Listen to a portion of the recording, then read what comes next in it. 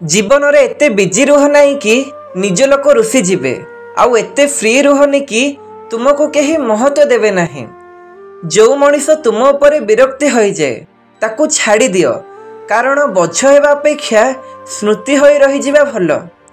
कथा हेबा पई समय आउ शब्द नुहे, मन थिबा दरकार।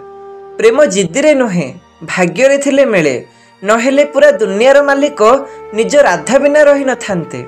एई गोटे जिनिस रे ना जीवन टिके सहज होई जिवो।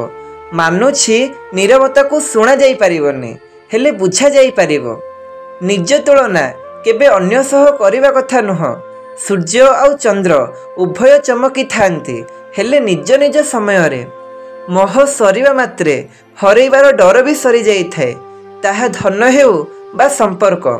चुप अछि किंतु अंध हेई जाइनी, लोकंकर स्वार्थ को चिन्हिछि। आवश्यक मेंटिला परे तांको व्यवहार केमिति हुए ताहा भी जानिछि। एकथा सत्य बंधु, गोटे हसुथिबा मुह पछरे बहुत अधिक लुह लुचिकी थाए। भल पाइबा भूल नुहे, किंतु भूल मनीष को भल पाइबा निश्चय भूल होई थाए। सेमानंको सह निश्चय रुह जार समय खराब थिबो, हेले तांको हाथ छाड़ी दियो जार गुण खराब थिबो। समय सेई निकिति फ्रेंड्स, जी खराब समय रे आपणार लोकर ओजन केते जणै देई थाए। संपर्क काटिबा पई गोटे बाहाना दरकार, नहेले संपर्क को बुझी पारुथिबा मनीष संपूर्ण जीवन काटिबा पई प्रस्तुत थाए। सबुठारु भल उपाय पुराणा कथा भूली जाए नुआ करी जीवन बंचिबा। कारण अधिक काहाकू भाबिले आखिरे लुह आसीपारे, हेले समय फेरे नाही। जदि परखिबो केही निजर नुह, आउ जदि बुझी जाओ तेबे केही पर नुह। किछि पाइबार आशा आउ किछि न पाइबार निराशा, बोधे हुए एई अशांतिर नाम ही जीवन होई थाए।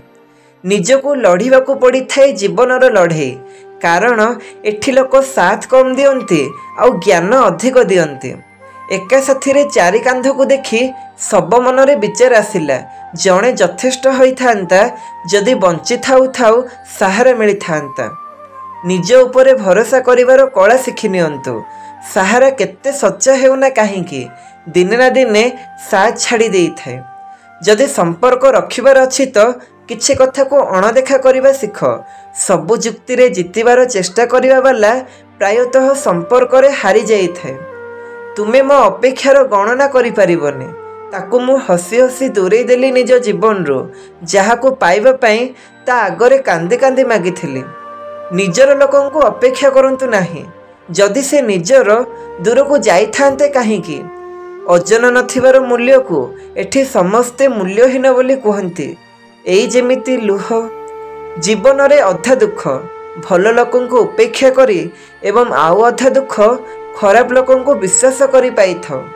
भिक मागिले प्रेम मिलेनी, कारण प्रेम ना दयारे मिली थाए ना जबरदस्ती रे मिली थाए। प्रेम तो बास प्रेम रे ही मिली थाए, जदि ताहा भाग्य रे थाए। क्षमा मागुथिबा प्रत्येकटी लोक प्रकृत रे भूल होई न थांती, से माने हार मानि थांती निज संपर्क को बंचेबा पे। भांगी करी पुणी थरे मिसी जांती सेई माने, ठीक माटी कांथ भली, जेउ माने निज ठारू अधिक अन्य मानंको भल पाई थांती।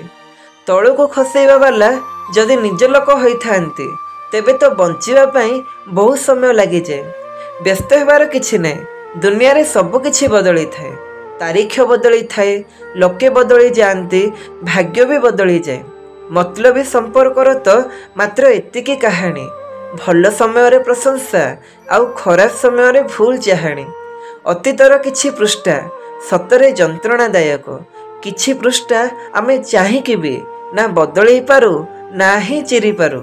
जदि कहानीर सबु अध्याय रे केवल मिलन रहिबो, तेबे विच्छेदमय अंशर तात्पर्य किए बुझिबो।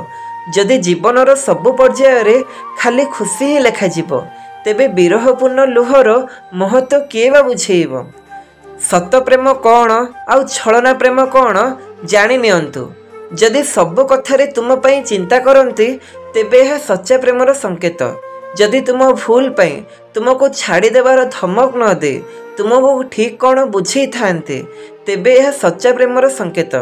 जदि सीमा ठारू अधिक तुमको संदेह करंती, जदि सीमा ठारू अधिक तांकर कॉल वेटिंग आसे, ତେବେ ଏହା ମିଛ ପ୍ରେମର ସଂକେତ। ଯଦି ସବୁ କଥାରେ ନିଜ ସ୍ୱାର୍ଥ ପାଇଁ ଚିନ୍ତା କରନ୍ତି ତେବେ ଏହା ଛଳନାର ସଂକେତ।